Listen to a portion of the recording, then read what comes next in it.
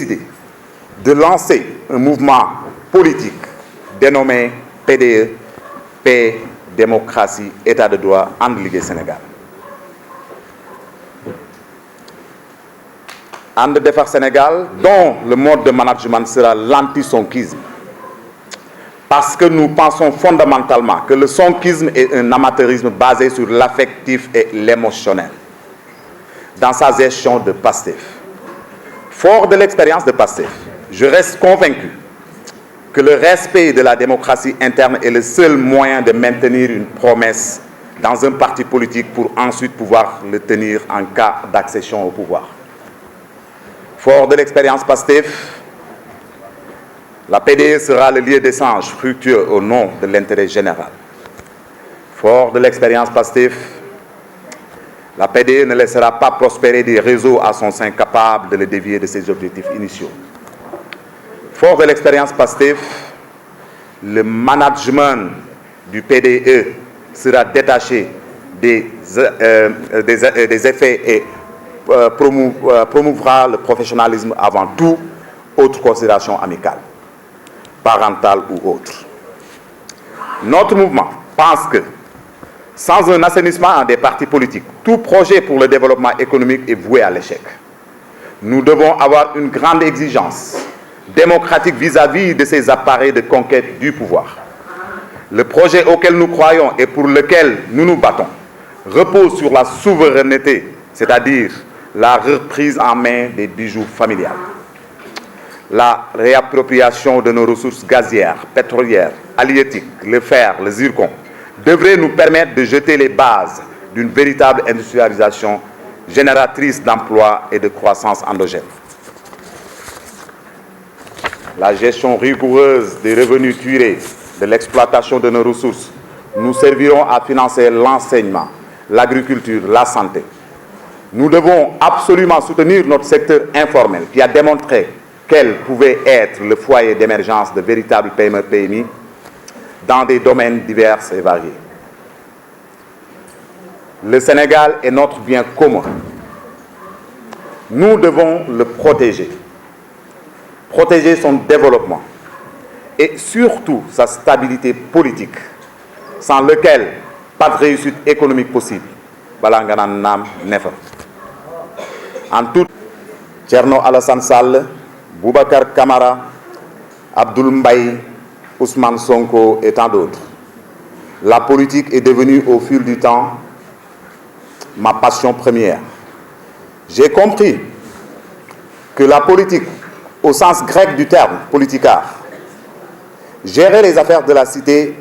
était l'endroit où on pouvait changer le cours de l'histoire et qu'il fallait intégrer les outils légaux de conquête du pouvoir que sont les partis politiques.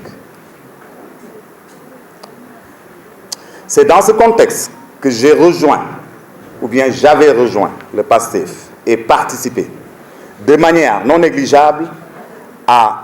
son ascension dans la diaspora européenne, plus particulièrement en Suisse où je fus membre fondateur et premier coordonnateur. La dynamique des débuts fut bonne. Nous étions tous dans l'euphorie de pouvoir changer fondamentalement la façon de faire de la politique au Sénégal. C'est ainsi que les slogans « le don de soi pour la patrie »,« la politique autrement » devinrent nos slogans fétiches. Nous avions des séances de coordination jusqu'à tard dans la nuit avec le management basé au Sénégal. Nous avions de l'espérance pour le projet PASTEF et le management du parti avait toutes les cartes en main pour mener le projet d'émancipation africaine à bon port. Pour les raisons suivantes. Des textes à conception participative, une grande capacité de mobilisation financière des militants, une figure politique avec un bon parcours et un bon projet. Pour la première fois dans l'histoire politique du Sénégal, voire même de l'Afrique, un parti est financé par ses adhérents et pouvant échapper à la malédiction de la structure personnelle dirigée par un entrepreneur politique autocratique qui décide de tout sans que les militants puissent s'y opposer. Malheureusement, Son management s'est embourgeoisé, pensant que la victoire était acquise d'office. Grisé par les bons résultats des élections locales et législatives, le PASTEF s'écarte de plus en plus de ce qui faisait jadis son succès. Toute tentative de démocratisation interne est étouffée dans l'œuf. C'est dans ce contexte que la circulaire 1708 PROS 22, donnant le calendrier de renouvellement des instances, voulu par le président Ousmane Sonko, a fini dans les tiroirs. La nature ayant horreur du vide, les réseaux de connivence à la tête desquels vous avez le secrétaire national qui est Bassirou Diomaye Faye ont pris en otage le parti et son fonctionnement en véritable mafia organisée, non pour l'intérêt général du parti et du Sénégal, mais pour la défense d'intérêts propres d'une clique de prétentieux. Ironie de l'histoire, le système tant décrié par PASTEF se retrouve en son sein avec plus de prégnance. Le seul droit qui semble rester aux militants de base PASTEF est le droit de payer et de se taire. Aucun bilan financier n'est fait aux militants après 2 grandes récoltes de fonds. Les militants ne savent pas non plus où va l'argent de la vente des cartes qui est devenue une véritable nébuleuse. Kuddem, Thionthom, PASTEF moom dossier yi dañuy sax disparaître kàddu yi respecté tuñu ko mbir mi tegu woon na ci yoon am yoon bu mu jaaroon bu baax mais ñu génn ci élection législative ak locale rek ñépp daw opportuniste yi mooy ñi nga xam ne ñoom dañ ay yeeru maan lañu ñoom dañuy yeeru rek ñoom duñu tàmbali dara dañuy yeeru waaye bu ak ñoo yeewu nag ñoom luy dem xam nañu buñ koy séen rek ni ci corox waaye la leen fa yóbbu du defar léegi ñoom bu ñu ñëwee ci ay tappal dong la ñuy nekk créer ay groupe créer ay lobby copinage commencé daw ñu fal dootuñu dem ci base bi parti bu am war a am léegi 10 ans ci 2024 bii ba léegi mënul am structure boo xam ni nit ñi dañuy def ni ma def dem ci seen i mbokk wax ak ñoom ñu ànd ak ñoom dégg leen ñu ñëw ñu fal leen ñu xam ni seen kàddu ay mbokk lañ yore ba fu ñuy discuter ñu toog fa jël kàddu yooyu bëral ko fa lu dee lu ñu défendre ko amu ci. Groupe de personnes boo xam ne ñoo ko créé woon nekk ay xarit ba léegi ñoo fi nekk di falante muy benn textes yi nga bind amul lenn loo xam ni ñu ngi ko ci respecté dans les textes ci jëf ji laay ñëw waxuma ci nit ñi ay nit yu baax lañu parce que man séq naa ci ak ay nit lu bare ba tey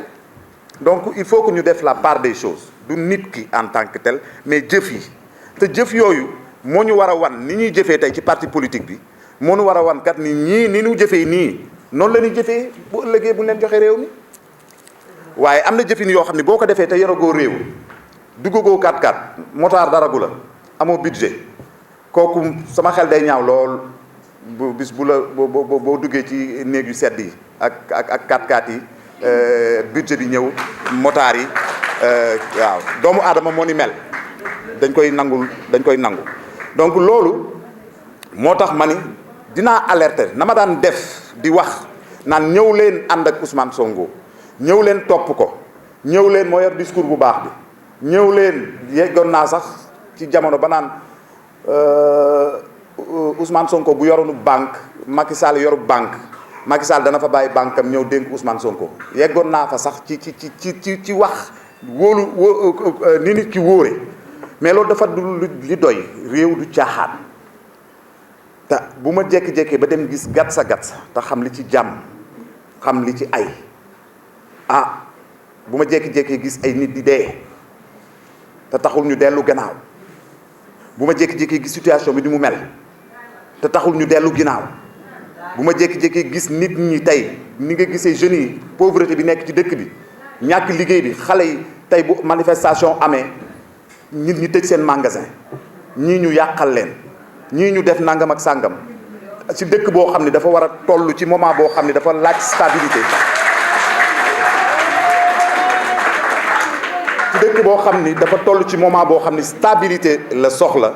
sincèrement il faut que ñu am vision ñu bañ a dem ak émotion ñu bañ a dem ak rek xol bi mais ñu dem ak xel mi ñu jàngat bu baax a baax lan moo nekk ci suñu kanam nii lii si suñu kanam nii fan la ñu jëm ak moom ñu war a nag toll ci moment boo xam ne dañu war a choisir man nag damay wax actuellement ñu bëri dañ ko tuddee ay attaques xam na la presse suba comme ça ma jox leen loo leen yóbbu mais dans Pastef c'est de l'amateurisme amateurisme la copinage la incapacité managériale ñett yii la ay mots la mais dama koy méngaleeg ay faits du ma ko wax rek sànni ngir wax wala yàq ndax Sénégal nag man ku ma àndal rek Sénégal a tax ma ànd ak yow parti politique yi ngeen gis yëpp ay appareil la rek yooyu jaar pour liggéeyal Sénégal mais Sénégal moo war a nekk ci kaw lépp donc waruñoo dem ba toll foo xam ni dañ naan nañu xool li arrangé parti bi ndax boo waxee lii ci jamono bii arrangé wut parti bi nga bañ koo wax pour parti bi yegg ca kaw yow yaa indi musiba bu parti bi yeggee ca kaw yow bokk nga ci ñi indi musiba parce que am na loo gisoon waxoo ko te loolu la sénégalais yi war a commencer di def exigeant ci ñi nga xam ne ñoo